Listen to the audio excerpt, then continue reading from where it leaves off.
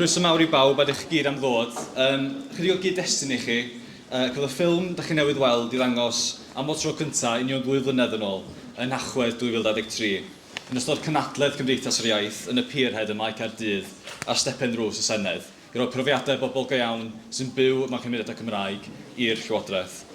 Yn y gynadledd roedd yna gyfraniadau gan bobl o'r draws Ewrop yn trafod ffyrdd I fynd i'r afael ar gyfwngtai a rhoi grym dros dau a thros eiddo yn Dwylo cymunedau.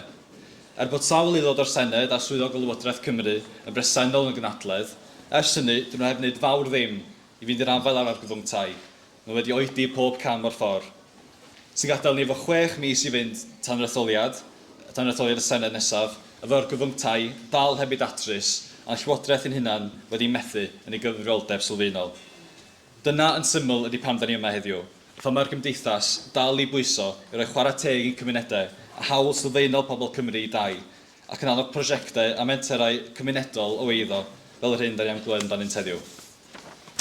Rwy'n sydd wedi bod ar ganol frwydr yma gan y Gymdeithas yr Iaith dros degwch yn y farchnad 2 ers iddi ailgydio 2021 ydy Osian Jones yn siaradwr cyntaf ni.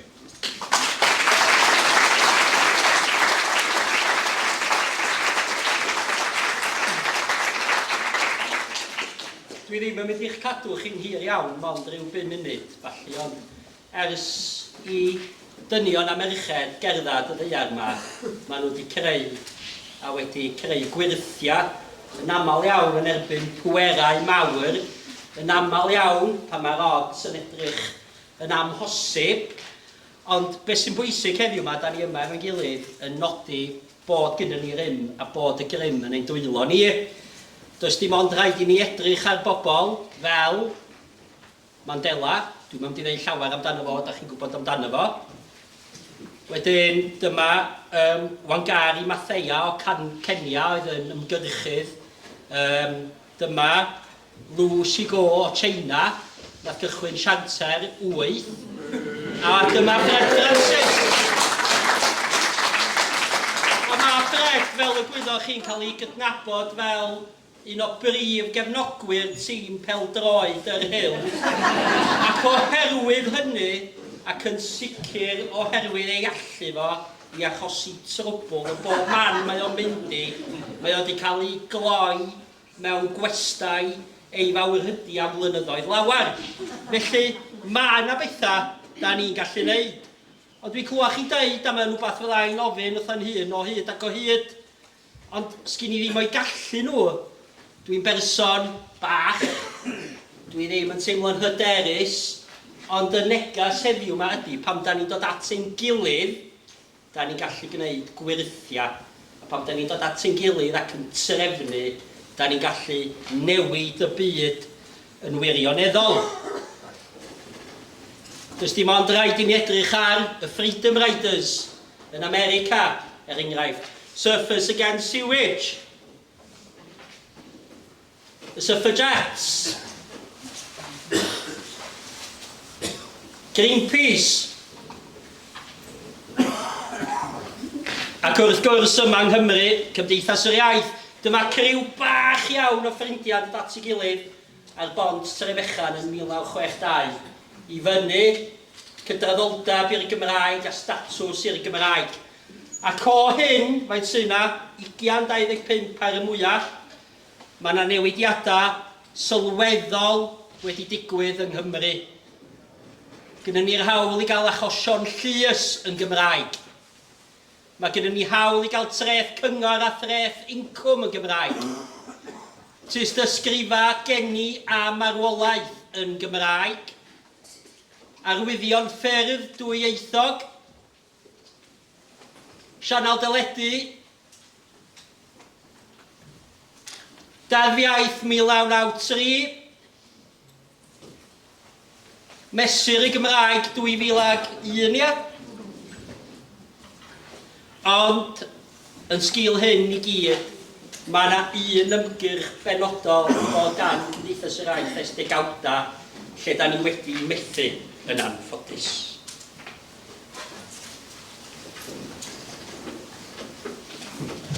Cyn I mi symud ymlaen, a dwi'n mynd I gymryd lot o'ch amser chi, dwi am sôn ryw ychydig am fy nhaith I efo'r ymgyrch deddfeiddo Nid yw Cymru a Werth.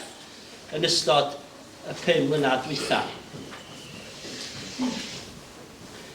Pwy sy'n cofio haf 2000, pan oedden ni gyd adra yn y clo mawr, doedd gennym ni mae'r hawl i fynd i'n illa na gwneud dim byd.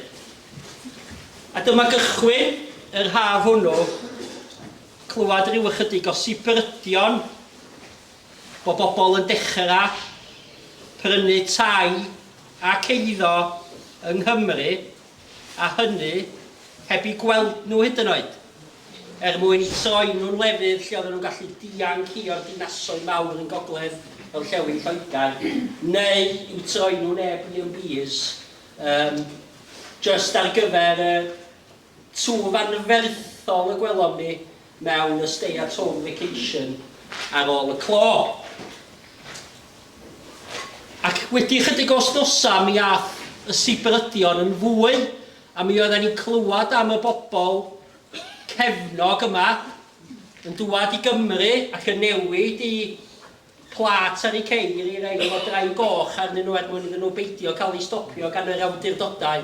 A pwy sy'n cofio'r ffŵl yma, Jake Berry, cyn aelod seneddol Rosendale and Darwen, yn cael ei ddal ar lan y môr Hoscolyn yn Ynys Môn, ac yn cyfiawnhau hynny bod o'n gorfod defnyddio ei ail gartraf yn y Hoscolyn oherwydd bod gen i wraigo a pwyntiad pwysig yn ysbyty Gwynedd. Mae Jake Berry bellach wedi gadael y Tories a sgwn i pwy mae o di ymuno.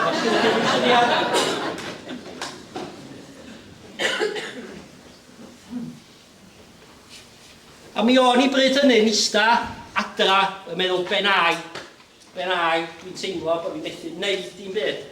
So dyma fi'n penderfynu ar fympwy dylunio banner efo'r negas syml nid yw Cymru ar Werth. Dyma fi'n cysylltu efo'r cwmni mae lawr yn De Cymru, Mr Flag, sydd yn gwneud baneri Yes Cymru. A nes i ofyn iddo fo, dwi isio banner yr un seis a ochr tŷ teras. Ia iawn, ddoi nôl at chdi efo'r costa. Mi ddoth o'n ôl a mi ddido o. Mi fysa banner y maint yna'n costio 2,500 i chdi. Ti isio fi gostio am banner chydig yn llai? Wel, ia, please, fyna fi. A dyma hyn mynd â hi am dro bach o gwmpas Cymru. Doedd na ddim llawer o arweiniad i'r ymgyrch bryd yma, ond mi gathon ni gryn dipyn o sylw am ei bod hi'n fanner mor fawr. Mynd â hi i llefydd iconeg yng Nghymru, Gogledd Cymru fwy na dim. A dyma dderbyn e-bost gyn dyma Carol, ysgrifennydd canolog y Gymdeithas. A mae Carol yn un o'r bobl anwyla gewchi ar y ddeiar yma. Ond doedd hi ddim yn hapus o fi. Oherwydd yn mynd i gofyn i Mr Flag gyrru anfoneb am y fanner i swyddfa canolog y Gymdeithas. Doedd Carol ddim yn hapus fel y gallwch chi ddychmygu. A dyma maglu siriol cadeirydd y Gymdeithas ar y pryd. Doedd hitha ddim yn hapus chwaith. Ond erbyn hynny, o'n i wedi mynd i ryw fath o niwl obsesiynol am yr holl beth. A dyma fi penderfynu cysylltu efo cwmni y lolfa a gofyn iddyn nhw argraffu miloedd o sticeri o'r fanner i fi. Heb ddeud wrth Senedd y Gymdeithas efo Pwyllgor Canolog.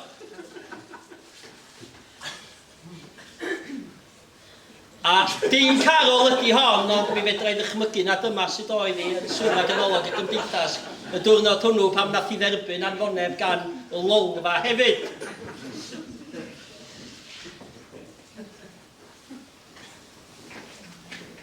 A dyma dderbyn negas gan y Sanhedrin, sef Senedd Gymdeithas yr Iaith, yn gofyn i fi fynd i'w gyfarfod â nhw.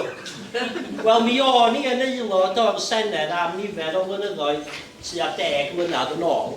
Ond wedi stopio mynychu cyfarfodydd, bellach mae well di'n wneud pethau.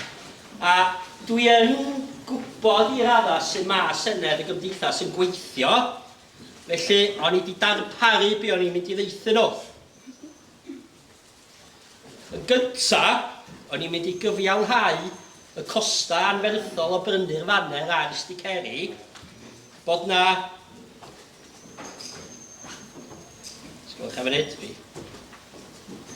Ia, bod na potensial yn fan hyn i gychwyn ymgyrch poblog oherwydd y teimladau cyrfion ond yn bodoli. Mae yna potensial hefyd i annog aelodaeth y gymdeithas a cael bobl newydd i ymwneud â gweithgaredd y gymdeithas.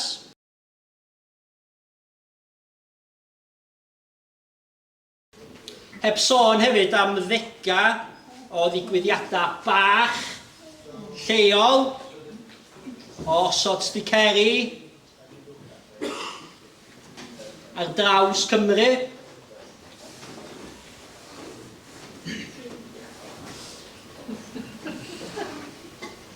Trefnu taith, deddfeiddo, dyma'r cyfla o gwmpas cymunedau, peintio sloganau,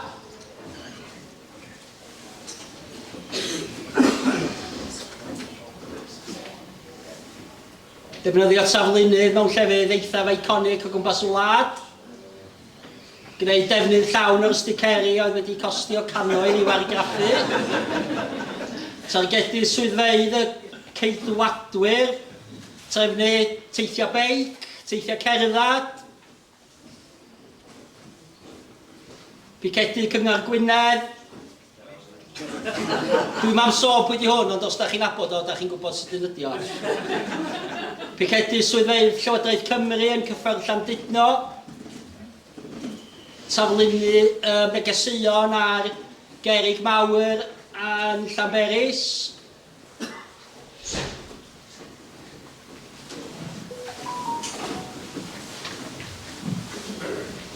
cael lot o hwyl Ifarfon ac Oswyn.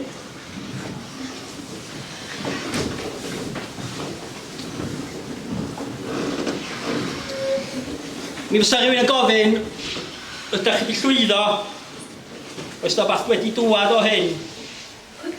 Wel do, grymoedd newydd er enghraifft yn Dwylo awdurdodau lleol i gyfyngu nifer y tai haf ac ail dau.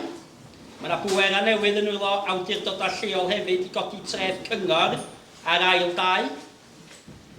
A wedyn pwera newydd hefyd i fyny bod yr rhaid cael caniatâd cynllunio mwyn newid defnydd tŷ o fod yn gartref i fod yn dir haf. A mae heini'n enillion sylweddol, o mae yna lawer mwy i wneud. Ac bod yr holl gama diweddar yma yn rhai cadarnhaol ac yn bwysig iawn, mae'r rhaid gwneud llawer mwy. A dwi'n meddwl mi fydd o'n ofynol ar bwy bynnag fydd yn sefydlu llywodraeth newydd yng Nghymru flwyddyn nesaf i fynd i'r afal i sefydlu deddfeiddo cyflawn i Gymru fydd yn syml iawn yn rhoi yr hawl i gartre yn lleol, cynllunio ar gyfer anghenion lleol, grymuso cymunedau i wneud y penderfyniadau maen nhw weld sydd angen i wneud yn eu cymunedau, blaenoriaethu pobl leol, rheoli'r sector hentyd drwy reoli lefel mae bobl yn dalu am rent, bod ein tai ni'n dau cynaliadwy a bod y llywodraeth yn buddsoddi yn ein cymunedau. Ond peidiwch â meddwl am un eiliad bod hon yn mynd i fod yn frwydr hawdd, mae'n mynd i fod yn frwydr anodd. Dyma Sian, dwi wedi ffrio fo Sian, do'n i faint o weithiau. Ond dwi'n cytuno efo hi tua 90% o'r amser. A beth sy'n bwysig i ni gofio fama bod yna lecsiwn yng Nghymru ar fai y 7ffed flwyddyn nesaf. Felly cofiwch pwy sydd yn mynd i weithio dros ein cymunedau ni. Oherwydd mae'r ochr arall wirioneddol yn casau y Gymraeg ac yn casau cymunedau Cymraeg. Ac am ein gweld ni'n methu. Felly mae rhaid i ni gofio. A pwy sy'n cofio hwn? Hwn, Mr Justice Erie, aelod Sais o Dori ydi o. Mae o'n farnwr yn yr uchelus a mi daflodd o allan penderfyniad democrataidd Cyngor Gwynedd. Y cyngor hwnnw dan ni fel trigolion Gwynedd wedi pleidleisio drostyn nhw. Mi daflodd o allan y mesur i gyfyngu ar ail gartrefu a bod rhaid cael caniatâd cynllunio arbennig i newid defnydd tu o fod yn gartraf i fod yn ail dŷ neu'n dŷ haf. Felly dyma'r bobl dan ni'n ymladd yn ei herbyn nhw. A pwy sy'n cofio the people against Article 4? Bobl hynny, bobl ariannog iawn o Abersoch, busnesa mawr, yn codi 150 o filoedd o bunna mewn cwta 2 fis mwyn mynd ac yn yr Gwynedd ger bron yr uchel is. Felly dyma'r bobl y byddwn ni'n ymladd yn ei herbyn nhw. A mae rhaid i ni gofio hynny. Dyma nhw, yn mwynhau hynna'n, yn sipia ni be bynnag. Dyma nhw mwynhau hynna'n ar traeth Abersoch. Dyma nhw, dwi'n siŵr bod nhw'n bobl neis iawn, ond... Mae rhaid i ni gofio bod ni yma fel cymuned efo'n gilydd a bod ein brwydr ni yn un sy'n gwerth i'w hymladd a bod ni'n hefyd yn cofio os da ni'n fodlon brwydro pwy sydd am. A mae rhaid i ni gofio hefyd bod ymgyrchu'n llawer o hwyl, da chi'n cyfarfod pobl newydd, da chi'n gwneud ffrindiau oes, a ia, bod o just yn ffordd o fyw a ia.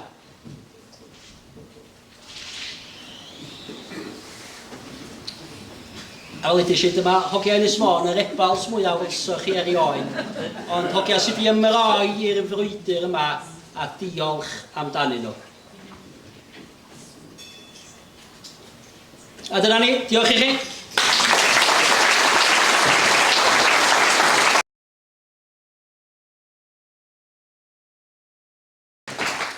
Diolch yn fawr, Osian. Nesau i siarad mae Jackie Cullimore, aelod o'r gymdeithas sydd wedi bod yn gwneud gwaith ymchwil penigamp ar y pres sy'n cael ei golli drwy cael ei talu o llety gwyliau. Mae wedi bod ar flaen y gad i roi llais i drigolion lleol ar sefydlu Airbnbs yn ei gymuned.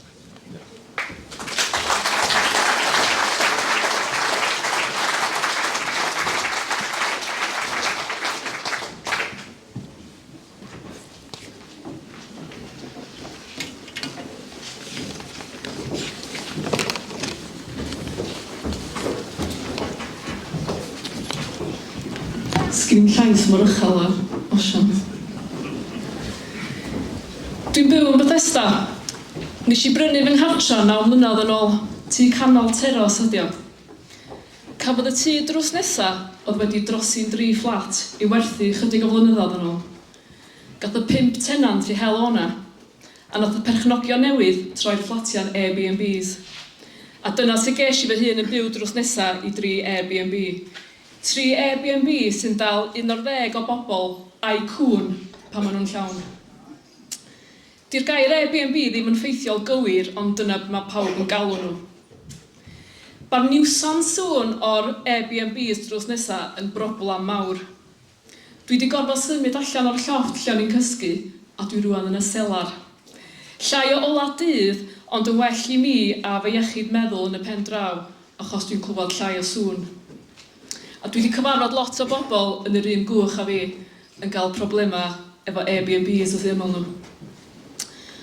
O'n i'n methu dallt sut bod rhywun wedi medru dechrau Airbnbs drws nesaf a fi na heb cael deud dim amdan y mater, felly es i on a mission. O'n i'n gwybod sa OCD fi'n handi rhywbryd.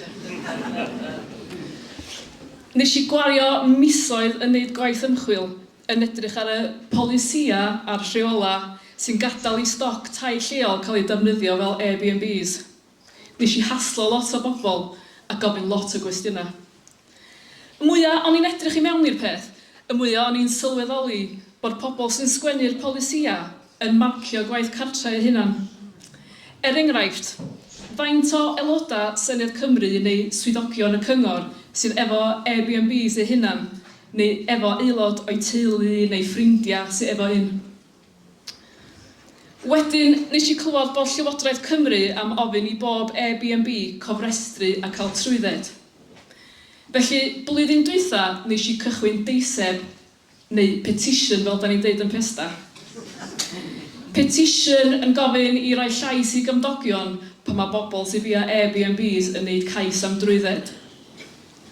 Nath hyn yn y pen draw arwain at lythyra yn cael eu hanfon yn ôl ac ymlaen rhwngddo fi ac aelodau Cabinet Llywodraeth Cymru. Be nes i ddysgu o'r broses yna oedd bod Llywodraeth Cymru ddim yn barod i rando o'r beth gynna fi i ddeud. Oedden nhw wedi penderfynu'n barod bod y cynllun trwyddedau yna i wneud yn siŵr bod Airbnbs yn saff i ymwelwyr a doedd dim angen i gymunedau cael deud i deud.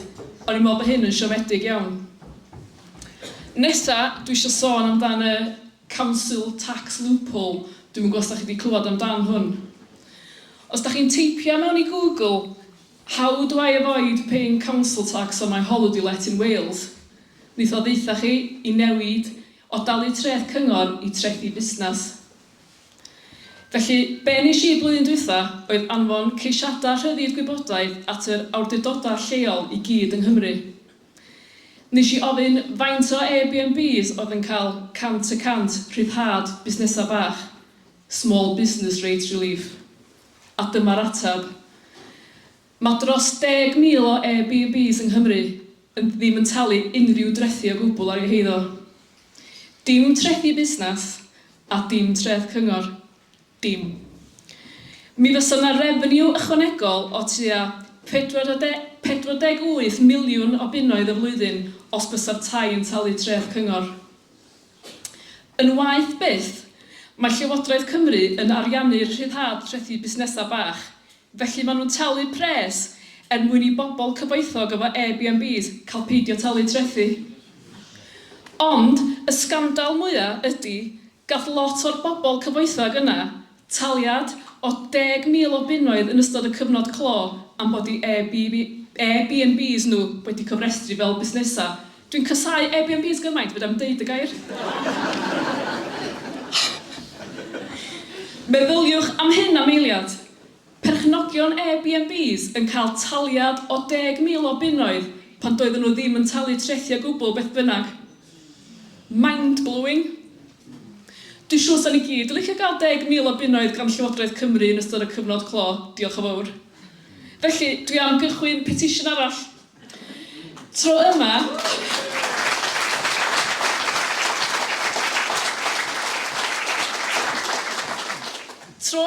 fyddai'n gofyn bod bob Airbnb ac oedd yn arfer bod yn gartra yn cael ei roi nôl ar y gofrestr treth cyngor a talu treth cyngor fatha gweddill ohono ni. Wedi'r cyfan,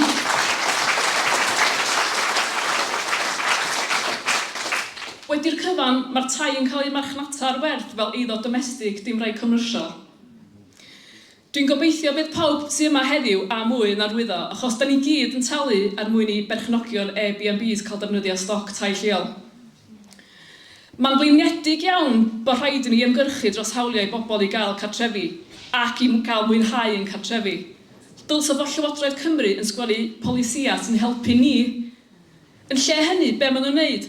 Maen nhw'n dangos i ni bod lles a hawliau ymwelwyr a landlords absennol yn bwysicach na lles a hawliau trigolion.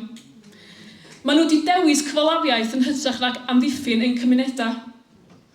Felly, mae Llywodraeth Cymru wedi ein bradychu ni, a'r gair sy'n ni'n defnyddio am Bethesda i disgrifio nhw ydy bradwrs.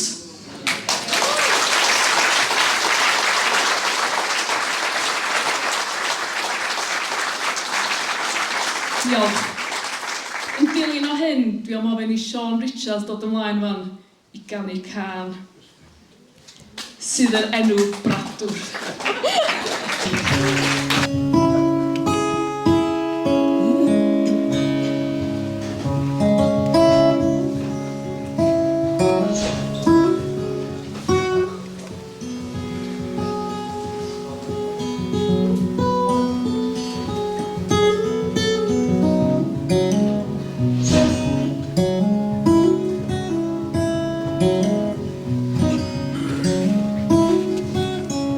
Sy'n cuddiolion, trethradyn, y gabeth betroi'n anghol. Gan clwch eglwys yn canu'n ddi, Mae sawl yn brwydro'n rhagon, sawl llif afon sy'n symud mlaen. Gwyll gadael cyn cael dy adael ar ôl, ond heno does dim tynnu'n rhydd. Lle mae'r creiddiant o fynd o'n fan hyn, ond heno cofiad i fy ffrind, bod gwaed yn dewach na dŵr, a bod amser yn treiddio ei hun. Do'n am gradwr yn y tŷ hwn.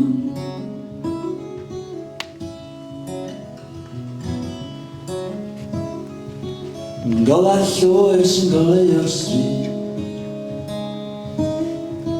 llwch llydwn istaw di. Ond heno fydd y ffordd yn fyw, y lleisio gorffennol ti'n cadw yn driw.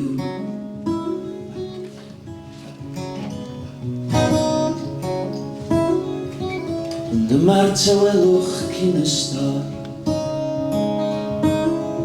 y storm i chwalu bob breuddwyd, y storm i dorri bob bennaid gwan, sydd ddim ar ffydd i sefyll. Ond heno cofiad i fy ffrind, bod gwaed yn dewach na dŵr, a bod amser yn treiddio ei hun. Do'n yn bradwr yn y tŷ hwn, ond heno cofiad i fy ffrind, bod gwaed yn dewach na dŵr, a bod amser yn treiddio ei hun. Do'n bradwr yn y tŷ hwn, do'n bradwr yn y tŷ hwn.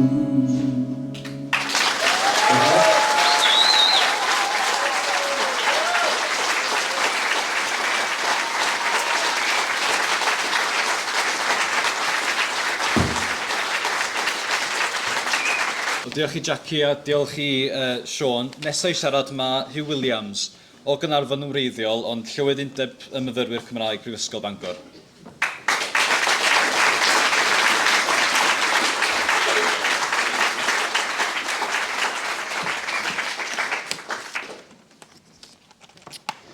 Helo bawb, mae'n fraint cael bod yma heddiw fel llais myfyrwyr a phobl ifanc, yn sefyll gyda chi i amddiffyn ein cymunedau, ein iaith a'n dyfodol.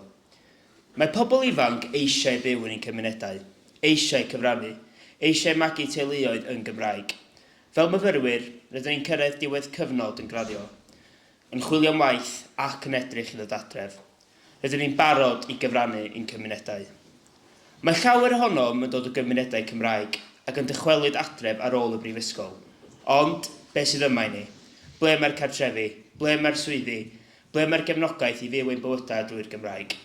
I lawer ohonom, mae aros adref neu dod nôl adref yn teimlo'n amhosib. Mae'n hanfodol bod cyfleoedd i fyw yn lleol ar gael i bobl ifanc yn dilyn eu cyfnod yn y brifysgol. Eleni, mae ystadegau UCAS yn dangos bod hanner o ddisgyblion a dawodd yr ysgol wedi dewis i fynd i'r brifysgol dros y ffin. 49% i Loegr ac 1% i'r Alban. Yn 2024, aeth 47% i Loegr, 1% i'r Alban a 52% wedi aros yma yng Nghymru. Bod y ffigurau yn weddol tebyg, mae'n creu darlun llwm iawn bod y niferoedd wedi gostwng, ac mae angen i ni ofyn y cwestiwn pam nad yw'n myfyrwyr yn dewis aros yng Nghymru ar gyfer eu haddysg bellach. Fel o dywedodd y Coleg Cymraeg, mae hyn yn dystyn pryder yn ei hun.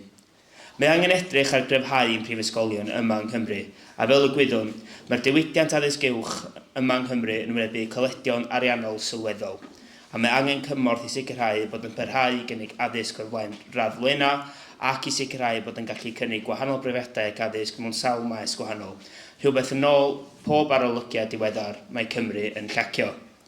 Mae angen sicrhau bod digon o gyfleoedd i sefydlu bywyd yn ein cymunedau lleol i ddenu'r myfyrwyr yn ôl wedi eu cyfnod yn y brifysgol. Mae angen cydnabod bod gan bawb yr hawl i astudio lle bynnag yma nhw'n dymuno, ac bod y cynllun cadw cyswllt yn galluogi myfyrwyr sydd wedi mynd dros y ffin i gael eu hysbysebu o unrhyw gyfleoedd hyfforddi neu i weithio drwy gyfrwng Gymraeg. Mae'r angen i sicrhau bod y cyfleoedd hynny ar gael i bobl ifanc. Fel myfyrwyr, rydym yn gweld y reality o'r gyfrwng tai a'r effeithiau ar ein cymunedau bob dydd. Mae gormod o bobl ifanc yn gorfod gadael eu cymunedau oherwydd diffyg tai fforddiadwy, diffyg swyddi a diffyg cyfleoedd i fyw a gweithio yn Gymraeg. Mae hynny yn torri calon rhywun. Mae angen i ni sicrhau bod ein cymunedau yn lefydd lle mae pobl ifanc yn gallu aros yma a symud yn ôl yma i swyddi da, i daith fforddiadwy ac i gymunedau bywiog, lle mae'r Gymraeg yn iaith bob dydd. Mae ailgartrefi, llety gwyliau a diffyg reolaeth ar y farchnadau yn gwneud hynny yn amhosib. Mae angen i'r Llywodraeth weithredu rwan. Mae'r grymoedd i reoli'r farchnadau yn bodoli, ond mae angen i'r Llywodraeth a chynghorau lleol ei defnyddio. Mae angen cydnabod bod gan y broblem yma oblygiadau sylweddol i'r Gymraeg, ac hynny am resymau amlwg. Os na bydd y myfyrwyr Cymraeg a Iaith yn dychwelyd i'n cymunedau, bydd y cymunedau Cymraeg lleol yn marw, ac mae hynny yn drychineb lwyr. Mae Bethesda yn dangos y ffordd, gyda mentrau fel Ynni Ogwen a Phartneriaeth Ogwen yn creu cyfleoedd lleol, canoliadwy a chymunedol. Dyna'r math o Gymru rydyn ni eisiau adeiladu, un lle mae pobl ifanc gallu aros, cyfrannu ac yn bwysicach oll, ffynnu.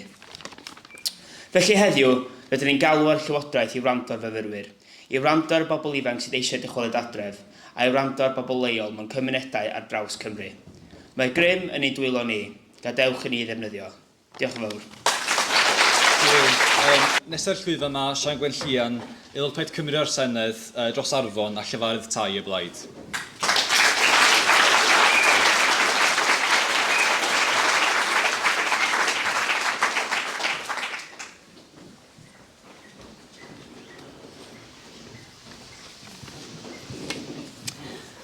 Pnawn da, a diolch yn fawr iawn am y cyfle i siarad mewn rali sydd efo enw bendigedig iddi hi, Grym yn ein dwylo.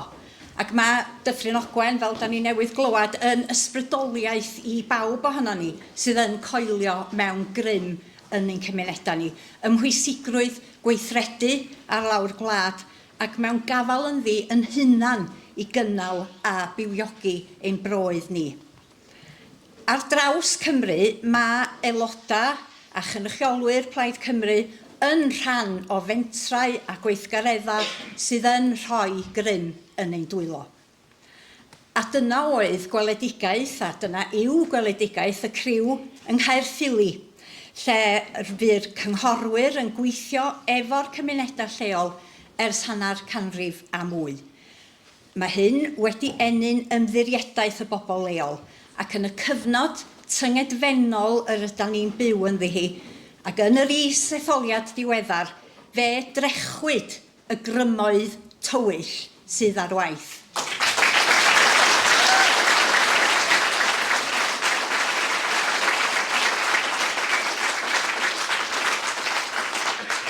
Mae rai chi faddau mi achos dwi dal i wenu yn sgil yr canlyniad ardderchog yna yn Caerffili. A dwi yn meddwl bod Caerffili yn rhoi hyder i ni gyd fod negeseuon positif, fod cynnig gobaith, fod gweithredu gan bencampwyr lleol a chymunedol fatha Lindsay Whittle yn gallu ennill y dydd. Mae o'n rhoi y ffydd yna i ni yn dydy. Ffydd ella oedd yn dechrau gwanio, ond ffydd sydd yn gadarn yn ôl yn colonna ni rwan. Da ni'n byw mewn cyfnod sy'n llawn heria, efo costa byw yn mynd drwy'r to, canlyniad uniongyrchol i benderfyniadau gwleidyddol a pholisia gwleidyddol, ac maen nhw'n benderfyniadau sydd ddim yn ystyried anghenion yn cymunedau ni yma yng Nghymru. Ond os mae penderfyniadau gwleidyddol sydd wedi creu'r argyfwng costa byw a'r argyfwng tai, penderfyniadau gwleidyddol fydd hefyd yn creu'r newid sydd ei angen mwyn gwella bywydau.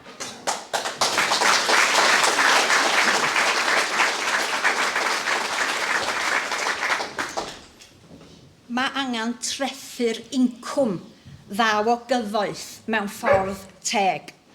Cael gwarad ar y cap 2 blentyn, creulon, a sicrhau fod gan deuluoedd y gefnogaeth i ddelio efo costa byw.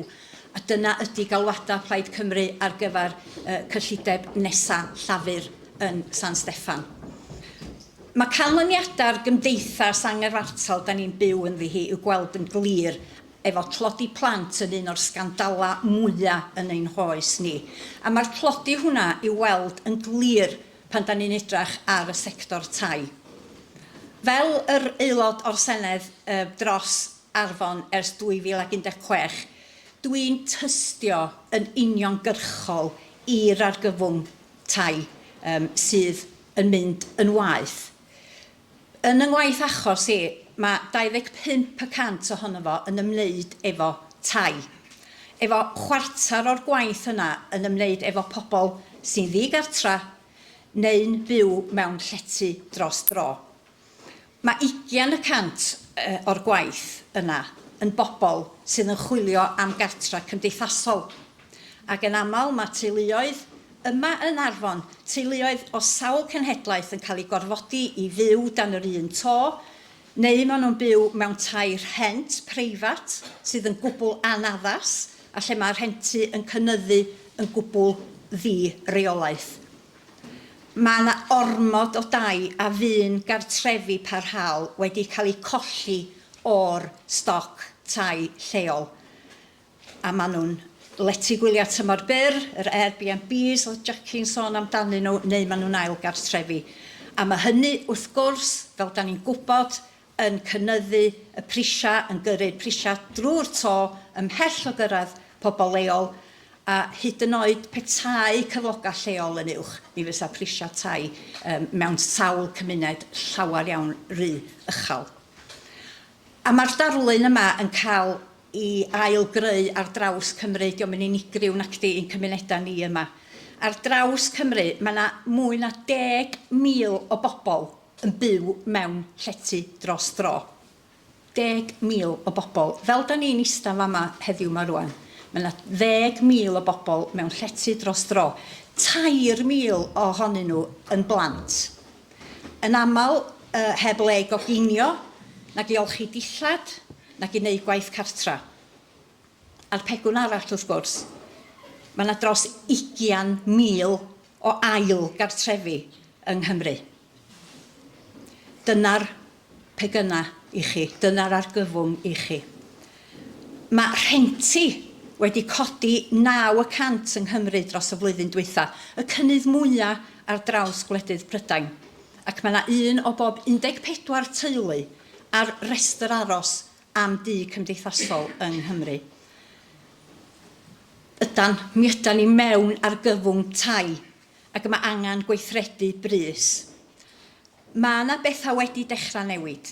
Diolch i waith Plaid Cymru yn y Senedd, ges i'r fraint i fod ohono fo. Mae yna rei mesura newydd ar waith, a mi gath Osian sôn am rei ohonyn nhw. Mae gan gynghora sir a pharciau cenedlaethol yr hawl i godi treth uwch ar ail gartrefi a llety gwyliau sydd yn cael ei defnyddio am lain a hanner o flwyddyn. Ac mae gan gynghora'r hawl i roi mesura ar waith i wrthod caniatad i droi cartra parhaol yn ail gartra neu lety gwyliau, sef yr erthygl 4 yma de. Ac ym mlwyddyn gyntaf gweithredu erthygl 4 yn Nwyfor ac Arfon, mae yna 10 o gartrefi wedi cael eu hatal rhag cael eu colli, ac fe dynwyd 4 cais yn ôl. Diolch yn sôn mawr nac di, ond mae o'n ddechrau'n dydy, a mae o'n dangos bod yr polisi yma yn dechrau cael gafal. Mae'r grymoedd ar waith ers mis Mehefin gyn Parc Cenedlaethol Eryri hefyd. A mi fysa hi'n dda gweld mwy o gynghora a mwy o barciau cenedlaethol ar draws Cymru yn defnyddio'r pwera yma. Mae Cyngor Gwynedd i'w canmol am arwain y ffordd ac yn defnyddio'r arian treth ychwanegol sydd yn dod yn sgil y mesura yma i greu cartrefi fforddadwy i bobl leol. Rwan, mae'r gwelliannau yma i'w croesawu, ond dyn nhw ddim yn mynd digon pell yn acdyn. mae angen gwneud llawer iawn mwy. Ac fe gollwyd cyfle yn ddiweddar pan nath y Llywodraeth wrthod cefnogi galwad o'n i wedi wneud ar lawr y Senedd a dadl o'n i wedi arwain ar lawr y Senedd i wneud yr hawl i gartra yn hawl drwy ddeddf. Fe gollwyd y cyfle. Mi gath y cynnig yna gefnogaeth ar draws y pleidiau, ond y Llywodraeth ei hun yn dweud na. Gathon ni gynhadledd y blaid lwyddiannus iawn yn Abertawe'n ddiweddar, ac yn ei araith mi nath Rhun ap Iorwerth sôn am hynny, a mi ath o ymlaen i ddeud, neu i ofyn, beth yw cymuned os nad oes gan bobl le i alw'n gartra. A mi ddaru Rhun yn yr araith yma gadarnhau y bydda Llywodraeth Plaid Cymru yn deddfu mwyn creu'r hawl i gartref digonol.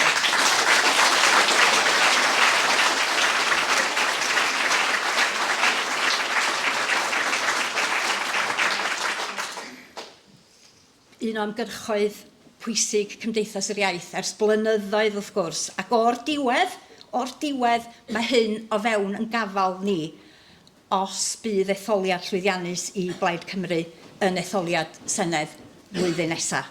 Mae yna dal os mawr ynghylch hynny i gyd, ond yr addewid ydy y byddan ni yn gweithredu i greu yr hawl sylfaenol yna. Dydy deddfu ar ben ei hun ddim yn mynd i fod yn ddigon i greu y newid mawr wrth gwrs, ond dwi'n gwbl grediniol mai dyma sydd i angen i yrru'r newid. Creu hawl sylfaenol a'i osod o yn rhan ganolog o gyfraith Cymru. Yna fydd rhaid gweithredu i wireddu'r hawl yna. Cynyddu yn sylweddol y cyflenwad o dai cymdeithasol, tai o'r math iawn yn y llefydd iawn, galluogi cymunedau i brynu eiddo yn cynnwys prynu tai a'i gosod nhw i bobl leol, creu system o renti teg a hawliau cadarn ar gyfer rhentwyr. Dwi'n meddwl bod ni'n tueddu anghofio yr garfan yna o bobl yn cymdeithas ni. Ac mi fydda deddfu yn gallu creu system o renti teg ac yn rhoi hawliau cadarn ar gyfer rhentwyr. Ac mesura penodol ar gyfer y cymunedau Cymraeg gan symud y pwyslais o'r farchnad rydd i'r farchnad leol. Rhywbeth da ni gyd yn dymuno weld yn digwydd.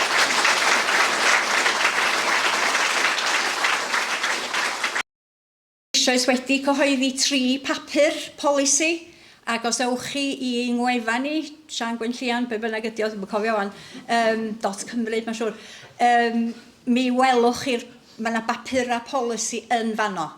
Ac os oes gynnwch chi ddiddordeb, ewch chi chwilio amdanyn nhw, a fyswn ni'n croesawu cael eich sylwadau chi yn ôl.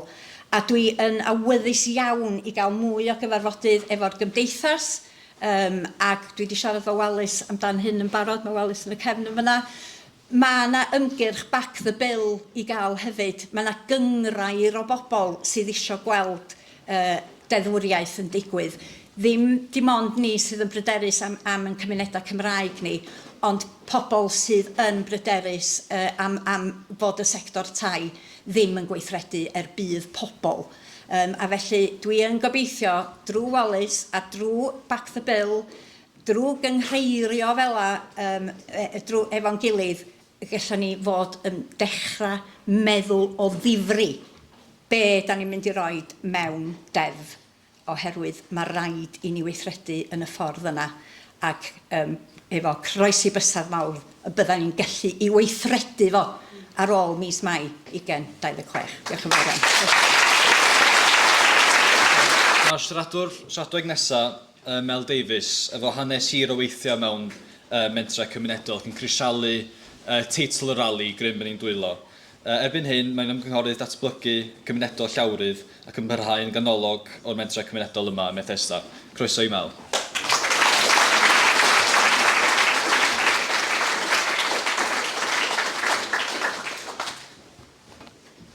Diolch bawb. Diolch i'r Gymdeithas am drefnu ac i'r Pwyllgor Lleol am ei holl waith a'i gwaith diflino dros y Gymraeg yn y dyffryn yma a thu hwnt. Dwi'n mynd i fod yn trafod yr cysyniad yma o Grym yn ein Dwylo yn fwy cyffredinol.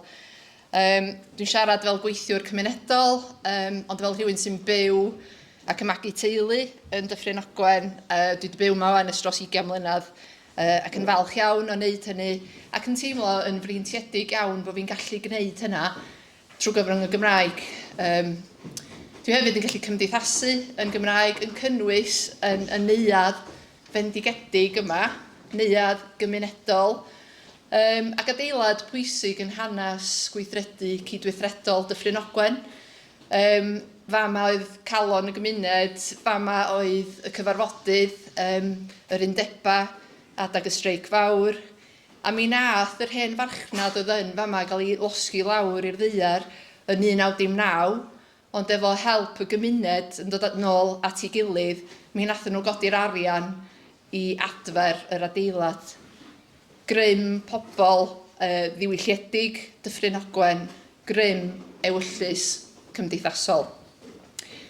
A dyma'r ysbryd cymunedol dwi wedi deimlo a'i dystio dros yr 20 mlynedd ers i fi fod yn byw a gweithio yma. Ysbryd o gydweithio a cefnogi'n gilydd trwy bob argyfwng, boed yn bandemig, yn farwolaeth anhymig neu'n wrthdaro cymdeithasol, mae bobl Dyffryn Ogwen yn dod at ei gilydd. A mae hyn yn digwydd trwy gyfrwng y Gymraeg. Paradwys ieithyddol felly? Yn dianach di. Dwi'n freintiedig i fyw mewn cymuned Gymraeg, ond ydy braint ddim yn gyfystyr a pharhad. Dwi'n fam, a dwi'n gweld sut mae'r Gymraeg yn cael ei gwthio i ymylon bywyd cymdeithasol ym mhlant i. Mae globaleiddio yn digwydd, mae o yma yn Dyffryn Ogwen, mae o'n cartrefi ni, mae nhw'n llofftydd yn plant ni, mae nhw'n bob un teclyn da ni'n defnyddio. A does na'm dianc o hynny, ond be allwn ni wneud ydy roed yr arfa i'n plant ni i deimlo balchdar a hyder yn ei hunaniaeth a'i Cymreictod a'i Cymraeg.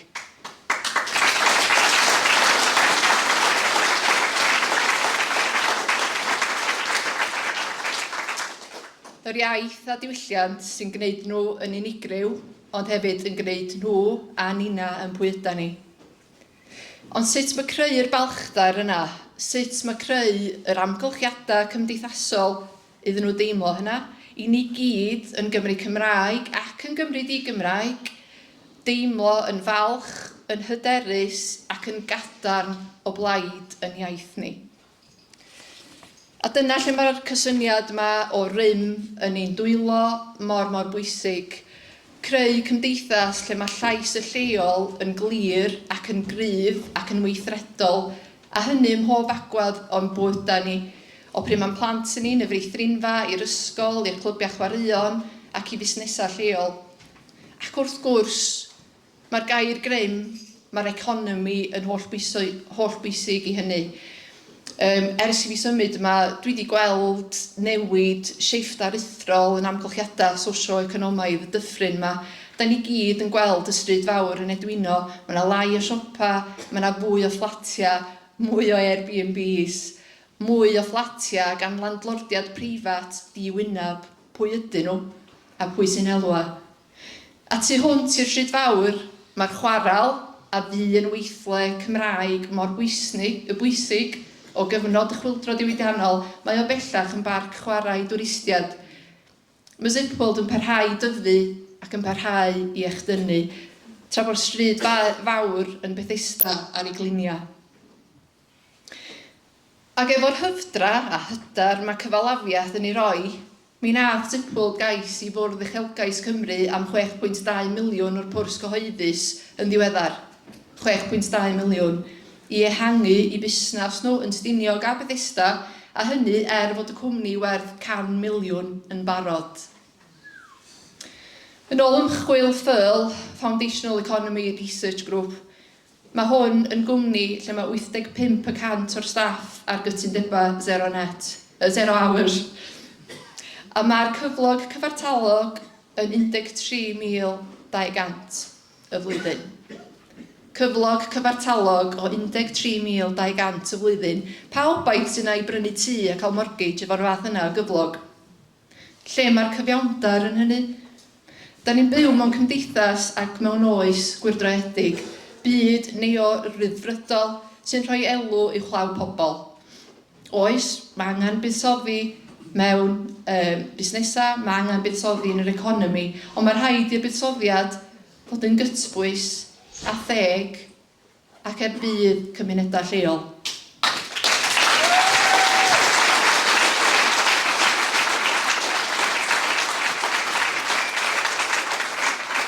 A mae'n rhaid i ni ofyn cwestiynau. Faint o arian Bwrdd Uchelgais Gogledd Cymru sy'n dod i busnesau llawr gwlad? Cymharwch gyllideb y byrdda yma efo cynllun Arfor, cynllun oedd fod i atgyfnerthu cymunedau ac economi cymunedau Cymraeg.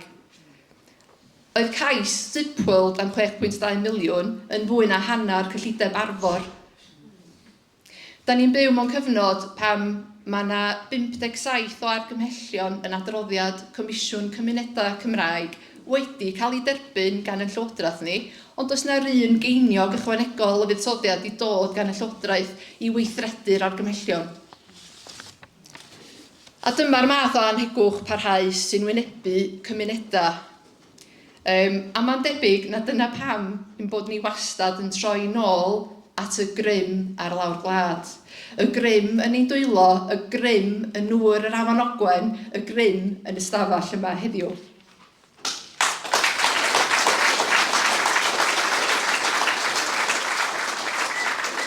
A dyma'r Grym nath alluogi yr gymuned yma yn y Ffryn Ogwen i sefydlu mentra bwysig fel Partneriaeth Ogwen, fel Neuadd Ogwen ac Ynni Ogwen. Mi ydan ni'n cymryd pob cyfle i gymunedoli, i berchnogi asedau ac adnoddau a chadw'r bydd yn lleol. Mae prosiectau fel Ynni Ogwen yn gerbyda i'n gwarchod ni rhag ansefydlogrwydd y farchnad ynni di-dostyr. Mae yna gyfleoedd i gyflenwi'n lleol, a da ni'n trio'n gorau i wneud hynny, bod y grymoedd llywodraethol wastad yn herbyn ni. Mae Ynni Ogwen hefyd yn enghraifft berffaith dydy, o sut da ni'n perchnogi. Y ni bia Ynni Ogwen, neb arall. Y 300 o aelodau nath fuddsoddi i harian prin yn y cynllun a'r gymuned sydd wedi croesawu a cefnogi'r cynllun. Grym ewyllus cymdeithasol. Ond be di cyswllt hyn i gyd efo'r Gymraeg? Wel, mae'r holl fentra cymunedol dwi wedi enwi rwan yn gweithredu trwy gyfrwng y Gymraeg yn naturiol ac yn gwbl organig. Ac fel sector yng Ngwynedd, da ni yn gyflogwyr Cymraeg eithriadol o bwysig efo cannoedd o staff yn gweithio, yn cael cyfle i weithio efo ni. Rhai yn nhw'n siaradwyr Cymraeg rhugl, rhai yn nhw'n hen, ifanc, rhai yn nhw'n ddysgwyr. Ond trwy weithio fo ni, maen nhw'n cael profiad Cymraeg a Chymreig, a mae Cymraeg a'i hyder ieithyddol nhw yn gwella. A mi ydan ni fel mentra cymdeithasol yn Ngwynedd hefyd yn atgyfnerthu asgwrn cefn ein cymunedau. Yn ôl ymchwil cymunedoli llynedd, mae'r sector werth 43.2 miliwn o leia. Mi ydan ni'n sector sy'n atgyfnerthu a chymunedoli economi leol, ond da ni hefyd trwy hynny yn atgyfnerthu hyfywedd ieithyddol a chymunedol yn hardaloedd. Mae'r gwaith da ni'n neud yn bwysig. Mae yna lot o wleidyddion a mae lot o ymchwilwyr academaidd yn sôn am Mondragon yng Ngwlad y Basg. Dwi erioed i bod yna, a swn i wrth y bodd yn mynd. Ond dwi yn grediniol, mae Gwynedd yn arwain y ffordd. Mae gennym ni fentra cymunedol sy'n gwneud gwaith aruthrol dros y Gymraeg yn anuniongyrchol. A mae angen i cydnabod nhw, ond mae angen hefyd buddsoddi ynddyn nhw. Dwi am gloi efo un o'n hoff ddyfyniadau gan Raymond Williams. To be truly radical is to make hope possible rather than despair convincing. To be truly radical is to make hope possible rather than despair convincing.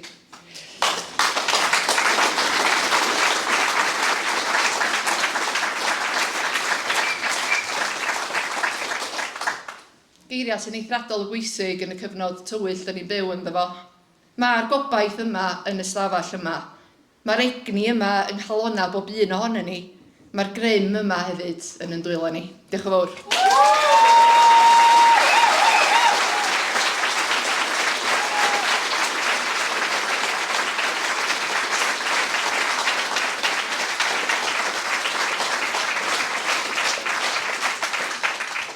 Nes i sôn ar ddechrau'r rali yma am gynhadledd Cymdeithas yr Iaith yn y Pierhead yma i Caerdydd 2 flynedd yn ôl.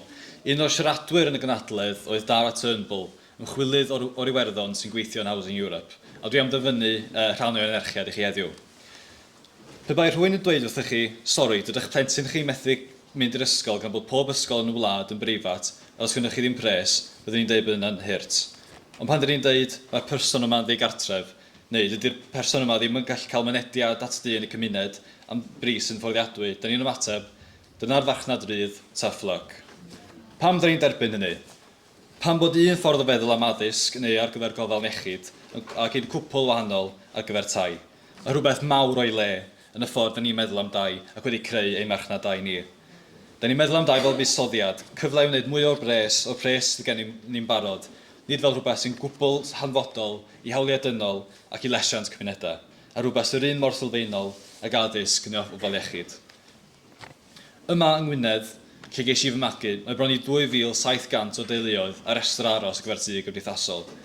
Ar union yr un pryd, mae 1,500 o dai wedi bod yn wag am dros flwyddyn, a mae 5,500 o ail dai. Nid diffyg tai yw hanfod y broblem, ond diffyg system tai sy'n gweithio yn cymunedau ac yn rhoi cymunedau yn gyntaf.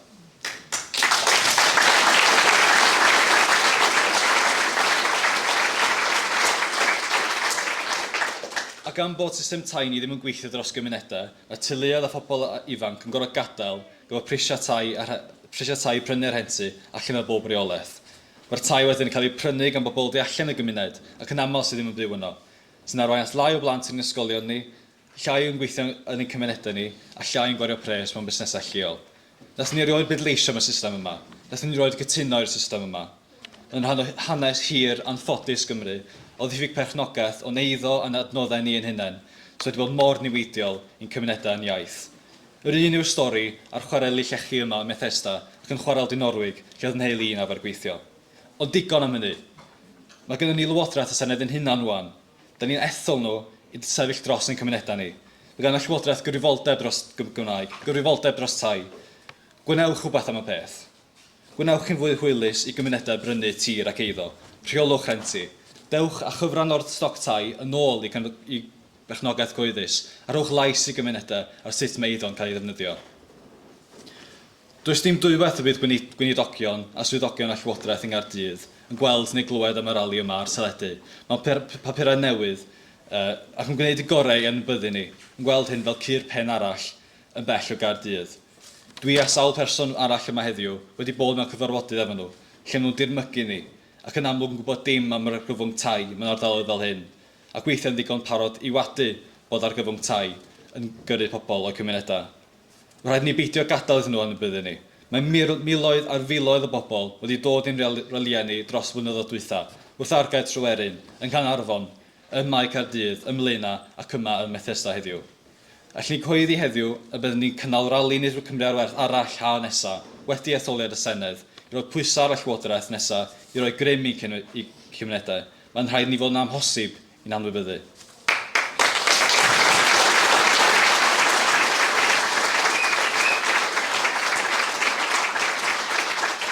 Da ni'n ddiolchgar iawn i Sian Gwenllian am ei gwaith i ac eraill yn y maes yma a'i heddewid heddiw ei ddeddfu. Mae'n rhaid i dymor nesaf Senedd fod yn wahanol, a mae'n rhaid cyflwyno deddfu iddo. A nid deddf mwyn pasio deddf, fel da ni'n gweld tro ar ôl tro gan Senedd Cymru'n anffodus. A nid deddf sy'n chwarae cwmpas ar ymylon, ond deddf iddo sydd wir yn rhoi chwarae teg i'n cymunedau ni. Diolch yn fawr i chi gyd am bod heddiw, a chofiwch ddod i'n sesiwn am ddau yn ystafell Gwenllian yma yn Neuadd Ogwen i drafod ar enghreifftiau gwych o gymunedau sydd wedi cymryd grym i Dwylo hunain, ac yn union beth sy'n gweld trwy Gymru gyfan. Diolch yn fawr i chi.